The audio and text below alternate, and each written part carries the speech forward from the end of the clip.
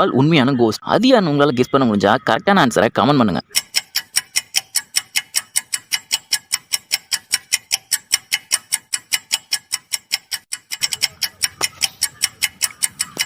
வேற யாரும் இல்லைங்க, நம்பர் 7ல் இருக்க அந்த ஆள் தான். ஆன்சரை கமெண்ட் பண்ணுங்க. ஆப்ஷன் ஏவா இல்லை ஆப்ஷன் பியா?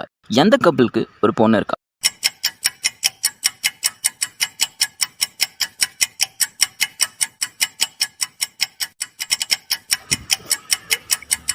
மஷ்ரூம் எது? இந்த 9 மஷ்ரூம்ல எதுன்னு உங்களுக்கு தெரிஞ்சா மறக்காம ஆன்சரை கமெண்ட் பண்ணுங்க.